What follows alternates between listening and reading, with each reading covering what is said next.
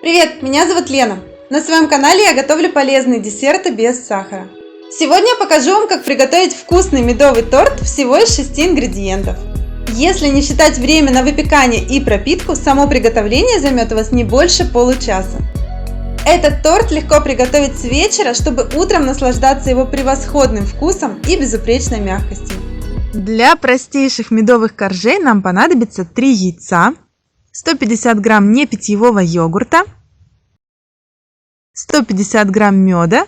Если очень густой, то растопите его до жидкого состояния, чтобы проще было смешать. 150 грамм муки. У меня кукурузная, с ней получаются самые рассыпчатые коржи, но в принципе подойдет любая цельнозерновая мука. Сюда же добавляем 7 грамм соды. Это 1 чайная ложка с небольшой горкой. И перемешиваем все ингредиенты. Это тесто очень легко перемешивается вручную. Получается консистенция жидкой сметаны. Перекладываем тесто на противень, застеленный антипригарным ковриком или бумагой, и отправляем в разогретую до 180 градусов Цельсия духовку примерно на 20 минут. Крем в этом торте будет из мягкого творога.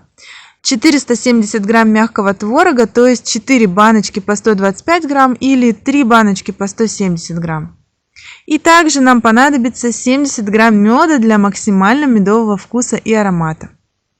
Густой мед имеет смысл смешать сначала отдельно с небольшим количеством мягкого творога, чтобы легко его промешать, а уже потом добавить к остальному. Здесь легко можно заменить мед на йогурт с подсластителем. Консистенция получится та же самая, только вкус менее медовый. А также, если любите очень сладкий медовик, то можно и вместе с медом положить немного подсластителя. Этот крем по вкусу ближе всего к сметанному. Он прекрасно сочетается с медовыми коржами. Когда корж испекся и немного остыл, срезаем с него неровные бока, чтобы получить форму прямоугольника или квадрата. И полученную фигуру делим на 4 равных прямоугольника. Коржи готовы. Обрезки я на том же коврике отправляю в теплую духовку с приоткрытой дверцей и конвекцией. Сушиться примерно на 1-2 часа. Собираем торт. Просто выкладываем на каждый корж примерно четверть крема и распределяем. Кладем следующий корж, немного прижимаем и повторяем все то же самое еще 3 раза. На верхний корж тоже наносим слой крема. И оставшимся кремом я покрываю бока торта. Тонким слоем, просто чтобы крошка хорошо к нему прилипала.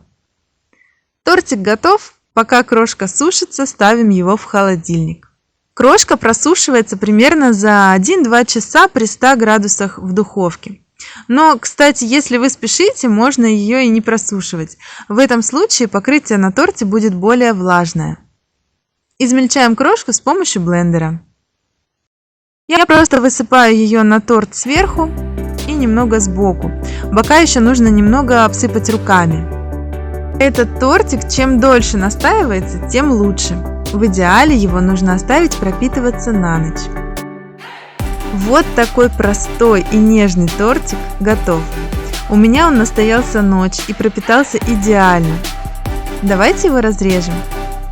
Он очень нежный, очень мягкий и очень медовый.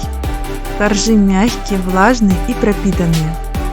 На кукурузной муке они очень рассыпчатые, а благодаря йогурту очень нежные. У этого торта такой активный медовый аромат и прекрасный вкус. Это беспроигрышное сочетание сладких медовых коржей и крема с кислинкой. Готовьте с удовольствием и радуйте своих родных и близких полезными сладостями. Если вам понравилось это видео, ставьте лайк, мне будет очень приятно. Подписывайтесь на мой канал и делитесь этим видео с друзьями. Пока!